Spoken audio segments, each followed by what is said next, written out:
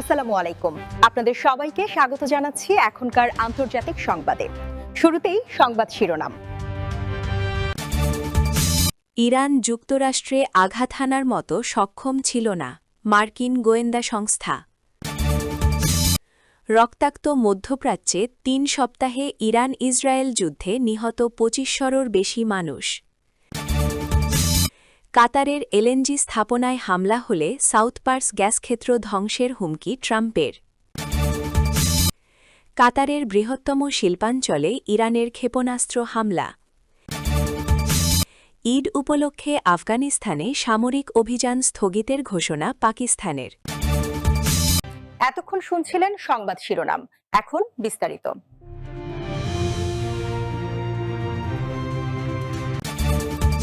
ইরানের বিরুদ্ধে যুদ্ধ আগে দেশটির ক্ষেপণাস্ত্র সক্ষমতায় কোনো উল্লেখযোগ্য অগ্রগতি দেখা যায়নি বলে জানিয়েছেন যুক্তরাষ্ট্রের শীর্ষ গোয়েন্দা কর্মকর্তারা। তাদের এই বক্তব্য ট্রাম্প প্রশাসনের সেই যুক্তির সঙ্গে সরাসরি বিরোধিতা করে, যেখানে বলা হয়েছিল যে ইরান শীঘ্রই যুক্তরাষ্ট্রে আঘাত হানতে সক্ষম ক্ষেপণাস্ত্র তৈরি করতে পারবে। বুধবার ১৮ মার্চ সিনেট গোয়েন্দা কমিটির সামনে সাক্ষ্য দিতে গিয়ে জাতীয় গোয়েন্দা পরিচালক তুলসি গ্যাবার্ড এবং কেন্দ্রীয় গোয়েন্দা সংস্থার পরিচালক জন র্যাডক্লিফ বলেন, ইরান এখনও এমন দূরপাল্লার ক্ষেপণাস্ত্র তৈরির পর্যায়ে পৌঁছায়নি যা যুক্তরাষ্ট্রে আঘাত হানতে সক্ষম। তারা স্পষ্টভাবে কোনো সময়সীমা উল্লেখ না করলেও পুনরায় নিশ্চিত করেছেন যে ইরান এই সক্ষমতা অর্জন থেকে বহু বছর পিছিয়ে রয়েছে। গ্যাবার্ড জানান, ইরান তাদের মহাকাশ কর্মসূচি এবং বিদ্যমান ক্ষেপণাস্ত্র প্রযুক্তি একত্রিত করে আন্তঃমহাদেশীয় ক্ষেপণাস্ত্র উন্নয়নের প্রাথমিক ধাপ শুরু করতে পারে, তবে তা ২০৩৫ সালের আগে বাস্তবায়ন করা কঠিন।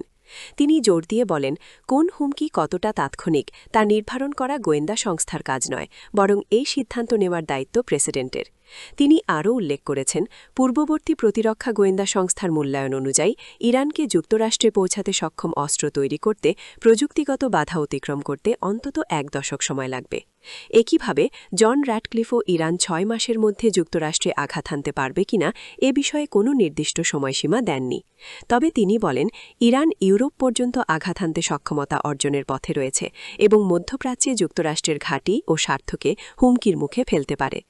গ্যাবার্ড বলেন, যুক্তরাষ্ট্রের গোয়েন্দা সংস্থাগুলো রাশিয়া, চীন, উত্তর কোরিয়া, ইরান এবং পাকিস্তানের ক্ষেপণাস্ত্র উন্নয়ন কার্যক্রম পর্যবেক্ষণ করছে, কারণ এসব দেশ পারমাণবিক ও প্রচলিত উভয় ধরনের অস্ত্র বহনে সক্ষম প্রযুক্তি নিয়ে কাজ করছে। তার মতে, চীন ও রাশিয়ার ক্ষেপণাস্ত্র ইতোমধ্যেই যুক্তরাষ্ট্রের প্রতিরক্ষা ব্যবস্থাকে পাশ কাটাতে সক্ষম, উত্তর কোরিয়ার ক্ষেপণাস্ত্র যুক্তরাষ্ট্রে পৌঁছাতে পারে এবং পাকিস্তানের ক্ষেত্রেও এমন সম্ভাবনা রয়েছে। কিন্তু ইরান এখনও সেই পর্যায়ে পৌঁছানো দেশগুলোর অন্তর্ভুক্ত নয়। এর আগে ট্রাম্প তার ভাষণে দাবি করেছিলেন যে ইরান এমন ক্ষেপণাস্ত্র তৈরি করছে যা শীঘ্রই যুক্তরাষ্ট্রে পৌঁছাতে পারবে। তবে গোয়েন্দা কর্মকর্তাদের সাম্প্রতিক বক্তব্য সেই দাবিকে প্রশ্নের মুখে ফেলেছে এবং ইরানের প্রকৃত সামরিক সক্ষমতা নিয়ে নতুন করে বিতর্ক সৃষ্টি করেছে। গত ২৮ ফেব্রুয়ারি ইরানের সর্বোচ্চ নেতা নিহত হওয়ার পর শুরু হওয়া যুক্তরাষ্ট্র ও ইসরায়েলের বনাম ইরান যুদ্ধ এখন পুরো মধ্যপ্রাচ্যে ছড়িয়ে পড়েছে। চলমান ৩ সপ্তাহের এই রক্তক্ষয়ী সংঘর্ষে অন্তত ২৫৩০ জন প্রাণ হারিয়েছেন। আন্তর্জাতিক মহল উদ্বেগ প্রকাশ করেছে, কারণ আঞ্চলিক অস্থিরতার কোনো শীতল প্রতিফলন দেখা যাচ্ছে না। সবচেয়ে বহবহ ক্ষতির শিকার হয়েছে ইরান। যুদ্ধ শুরু হওয়ার পর দেশটিতে অন্তত ১,৪৪৪ জন নিহত হয়েছেন এবং ১৮,৫৫১ জন আহত হয়েছেন। এই সময়ের মধ্যে ইরানের রাজধানী তেহরান সহ অন্যান্য শহরে ব্যাপক ধ্বংসযজ্ঞের খবর পাওয়া গেছে। ইরানের পাশাপাশি লেবাননেও ব্যাপক হামলা চালাচ্ছে ইসরায়েল। গত ২ মার্চ থেকে লেবাননে শুরু হওয়া ইসরায়েলি হামলায় অন্তত ৯৬৮ জন নিহত হয়েছেন, যার মধ্যে ১০০রও বেশি শিশু রয়েছেন। শহরাঞ্চল ও বসতি ক্ষতিগ্রস্ত হওয়ায় সেখানকার মানুষজন বেসাহারা অবস্থায় পড়েছেন।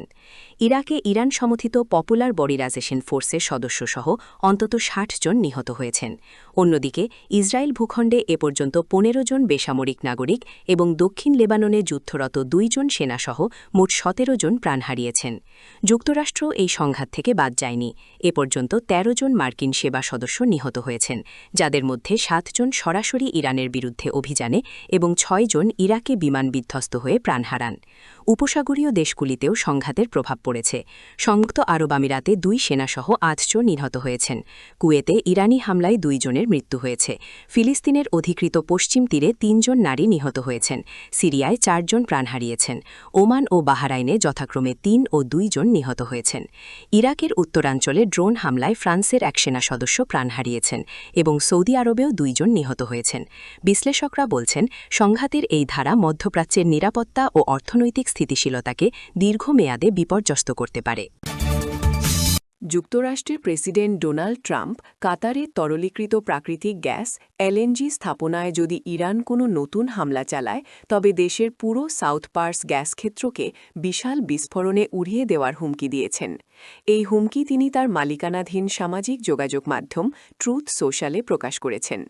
ট্রাম্পের পোস্টে বলা হয়েছে, ইরানের সাউথ পার্স গ্যাস ক্ষেত্রে ইসরায়েলের পূর্বের হামলার বিষয়ে যুক্তরাষ্ট্র বা কাতারের কোনো তথ্য ছিল না। তিনি আরও বলেন, ইসরায়েল আর কোনো হামলা চালাবে না যদি ইরান সম্পূর্ণ নির্দোষ কাতারের ওপর হামলার সিদ্ধান্ত না নেয়। ট্রাম্পের ভাষ্য, কাতারে গ্যাস ক্ষেত্রে আবার হামলা হলে ইরানের বিরুদ্ধে যুক্তরাষ্ট্র একাই পুরো সাউথ পার্স গ্যাস ক্ষেত্রকে এমন শক্তিশালী ও প্রচণ্ড বিস্ফোরণে ধ্বংস করবে যা ইরান আগে কখনো দেখেনি। তিনি স্পষ্ট করেন, তিনি এই পর্যায়ের ধ্বংসযোগ্য বা সহিংসতা করতে চাইছেন না, কারণ এর দীর্ঘমেয়াদী প্রভাব পড়বে। তবে পুনরায় হামলা হলে দ্বিধা করবেন না।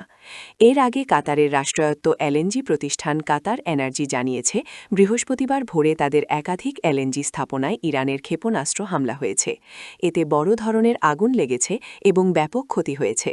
কাতারের প্রতিরক্ষা মন্ত্রণালয়ও জানিয়েছে, ইরানের ক্ষেপণাস্ত্রগুলো রাস লাফান ইন্ডাস্ট্রিয়াল সিটি লক্ষ্য করে ছোড়া হয়েছে। উল্লেখ্য, ইরান ও কাতারের যৌথ মালিকানাধীন সাউথ পার্স বিশ্বের বৃহত্তম গ্যাস ক্ষেত্র। এটি ইরানের অভ্যন্তরীণ জ্বালানি শক্তির অন্যতম প্রধান উৎস এবং কাতারের আন্তর্জাতিক এলএনজি রপ্তানির মূল কেন্দ্র। এই ঘটনার প্রেক্ষিতে আন্তর্জাতিক জ্বালানি নিরাপত্তা ও মধ্যপ্রাচ্যের রাজনৈতিক উত্তেজনা নতুন মাত্রায় পৌঁছেছে। ট্রাম্পের হুমকি ইরান ও মধ্যপ্রাচ্যের জ্বালানি স্থিতিশীলতার ওপর সরাসরি প্রভাব ফেলতে পারে। তথ্যসূত্র দ্য গার্ডিয়ান। মধ্যপ্রাচ্যের উত্তেজনাপূর্ণ পরিস্থিতির মধ্যে কাতারের অন্যতম বৃহৎ শিল্পাঞ্চল রাস লাফানে ইরানের হামলার ঘটনা ঘটেছে। এ হামলার জেরে শিল্পাঞ্চলে আগুন ছড়িয়ে পড়ে, যা নিয়ন্ত্রণে আনতে দ্রুত কাজ শুরু করে জরুরি পরিষেবা সংস্থাগুলো।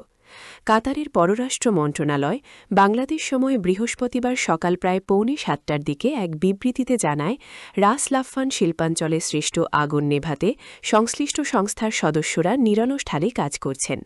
পরিস্থিতি সামাল দিতে প্রয়োজনীয় সব ব্যবস্থা নেওয়া হয়েছে বলেও জানানো হয়। তবে এখন পর্যন্ত পাওয়া তথ্য অনুযায়ী এই হামলায় কোনো হাতাহাতের ঘটনা ঘটেনি, যা কিছুটা স্বস্তির খবর হিসেবে দেখা হচ্ছে। এর আগে কাতার কর্তৃপক্ষ জানিয়েছিল, গ্যাস অবকাঠামোকে লক্ষ্য করে চালানো হামলার ফলে যে আগুন লেগেছিল তা নিয়ন্ত্রণে আনা সম্ভব হয়েছে। কিন্তু তার কয়েক ঘণ্টার মধ্যেই আবারও একই শিল্পাঞ্চলে আগুন লাগার খবর সামনে আসে, যা নতুন করে উদ্বেগ তৈরি করেছে। বর্তমানে আগুন পুরোপুরি নিয়ন্ত্রণে আনতে কাজ চালিয়ে যাচ্ছে জরুরি সেবা বিভাগ। পরিস্থিতি পর্যবেক্ষণে রয়েছে কাতার সরকার। তথ্যসূত্র আল। পবিত্র রমজান মাসের শেষ সময়ে এসে প্রতিবেশী আফগানিস্তানের বিরুদ্ধে সামরিক অভিযান 5 দিনের জন্য স্থগিত করার ঘোষণা দিয়েছে পাকিস্তান। একই সঙ্গে আফগান তালেবান সরকারও পাল্টা পদক্ষেপ হিসেবে পাকিস্তানের বিরুদ্ধে তাদের অভিযান সাময়িকভাবে বন্ধ রাখার কথা জানিয়েছে। বুধবার দিবাগত রাত 12টা থেকে শুরু হয়ে আগামী সোমবার রাত 12টা পর্যন্ত এই যুদ্ধবিরতি কার্যকর থাকবে বলে জানিয়েছেন পাকিস্তানের তথ্যমন্ত্রী আতাউল্লাহ তারার। সামাজিক যোগাযোগ মাধ্যমে দেওয়া এক পোস্টে তিনি জানান, রমজানের সমাপ্তি উপলক্ষে সৌদি আরব, কাতার ও তুরস্কের অনুরোধে এই সিদ্ধান্ত নেওয়া হয়েছে। তারার বলেন, ভ্রাতৃপ্রতিম মুসলিম দেশগুলোর আহ্বানেই এই সাময়িক বিরতি। তবে তিনি সতর্ক করে দেন, যদি সীমান্ত পেরিয়ে পাকিস্তানের ভেতরে কোনো হামলা, ড্রোন আক্রমণ বা সন্ত্রাসী কার্যক্রম ঘটে, তাহলে সামরিক অভিযান আবারও জোরালোভাবে শুরু হবে। এদিকে আফগান তালেবান সরকারের পক্ষ থেকেও একই ধরনের ঘোষণা এসেছে। সরকারের মুখপাত্র জাবিহুল্লাহ মুজাহিদ নিশ্চিত করেছেন, তারাও পাকিস্তানের বিরুদ্ধে সামরিক অভিযান সাময়িকভাবে স্থগিত করছে। এই ঘোষণার মধ্যেই বুধবার কাবুলে একটি মাদক পুনর্বাসন কেন্দ্রে নিহতদের গণজানাজা অনুষ্ঠিত হয়েছে। গত সোমবার ওই কেন্দ্রে ভয়াবহ বিমান হামলায় হামলায় শত শত মানুষ নিহত হন। তালেবান সরকারের দাবি হামলায় 400 জনের বেশি মানুষ নিহত এবং অন্তত 265 জন আহত হয়েছেন। পাকিস্তান অবশ্য দাবি করেছে তারা ইচ্ছাকৃতভাবে ওই পুনর্বাসন কেন্দ্রকে লক্ষ্য করেনি। তাদের বক্তব্য অনুযায়ী হামলার লক্ষ্য ছিল নির্ভুলভাবে সামরিক স্থাপনা ও সন্ত্রাসী অবকাঠামো।